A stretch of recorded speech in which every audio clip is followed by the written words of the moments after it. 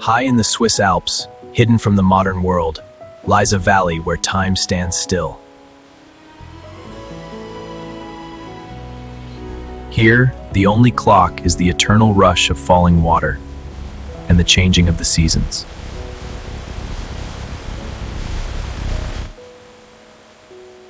The people here live in traditional stone houses called rustici, built by their ancestors centuries ago. In many of these remote stone homes, there is no electricity. Life follows the natural rhythm of the sun. There are no roads for cars here. To visit your neighbor, you must walk the narrow stone paths. For over 300 years, the village oven has been the center of life, baking bread with the same recipe.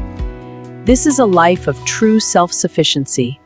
The mountain provides what they need, and they take no more. When winter arrives, the valley is cut off from the outside world. The silence becomes absolute. Their voices travel across the valleys, echoing back from the rock faces belonging to the mountains before returning home. With only a few dozen residents left, this peaceful way of life is a beautiful, fading memory.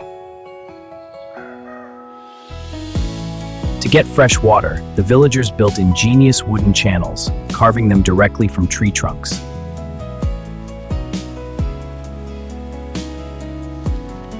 Mornings start slowly here.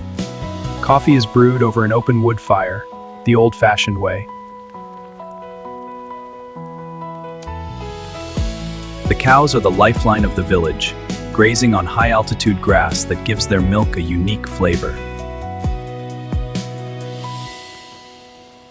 For generations, the villagers have made Alpine cheese here, using techniques that have not changed in centuries. Even the roofs are made of the mountain itself, heavy stone slabs placed carefully by hand to withstand the fierce storms. During the long, isolated winters, wood carving becomes both a necessity and a beautiful art form.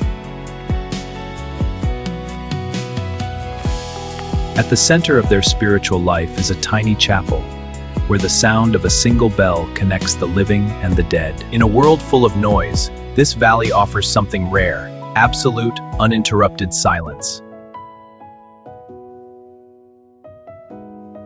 Hidden beneath the stone houses are cellars that act as natural refrigerators, storing food for the winter. But do not be fooled by the beauty. Living here requires intense physical labor every single day. Weather changes in a matter of minutes. The thick mountain fog can swallow the entire village in seconds. They still spin wool and make their own clothes, keeping the traditions of their ancestors alive. The villagers know every plant. They harvest wild herbs to make teas and natural medicines. As the sun dips below the peaks, life moves indoors, centering around the warmth of the hearth.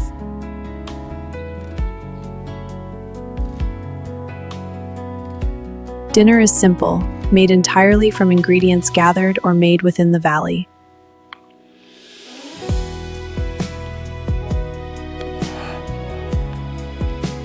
The few elders who remain are the living libraries of this valley's history and folklore. Even in this isolated paradise, the modern world leaves its mark as the ancient glaciers begin to melt. Children here grow up with the mountain as their playground, learning the ways of nature early. Bridges built hundreds of years ago without cement still stand strong, connecting the isolated paths. With no modern refrigeration, smoking meat is a vital way to prepare for the long winter months. They speak a unique dialect of the mountains, a language that is slowly disappearing. Yeah, but we keep it alive with our stories and our laughs, no? That's the spirit. No noisy machines are used here. The grass is cut by hand with a scythe, keeping the mountain quiet. To live here is to climb, Every daily chore requires walking up and down steep stone steps. The birds are the constant companions of the villagers, adapted to the thin air and high winds.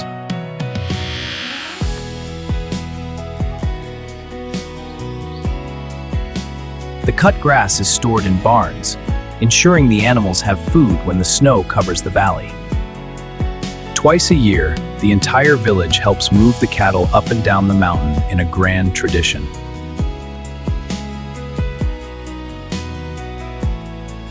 With no city lights for miles, the night sky over the valley reveals the universe in all its glory. Gathering wood is a never-ending task. A large pile of wood means survival during the winter.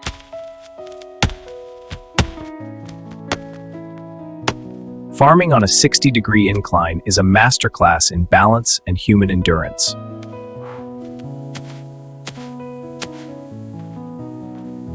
The air here is pure and untouched by pollution. It is one of the reasons for the villagers' long lives.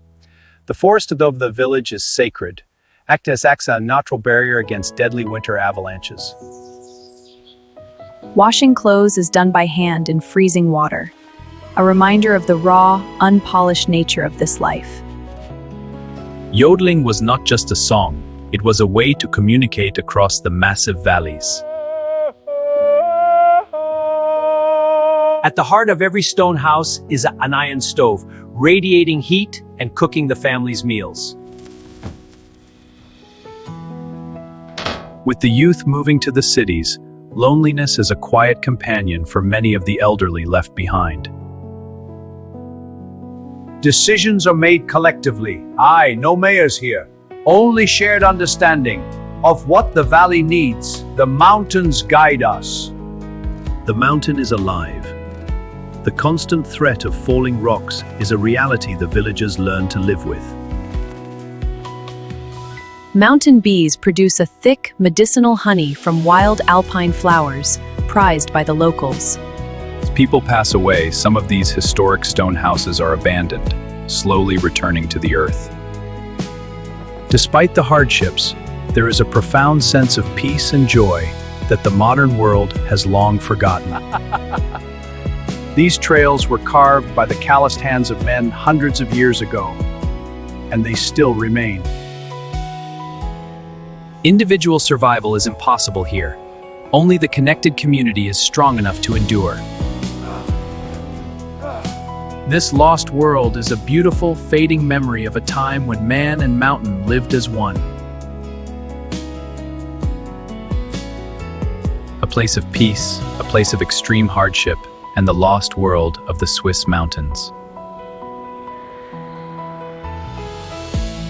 The spirit of the mountains lives on. For more mind-blowing documentaries, subscribe to True Facts World.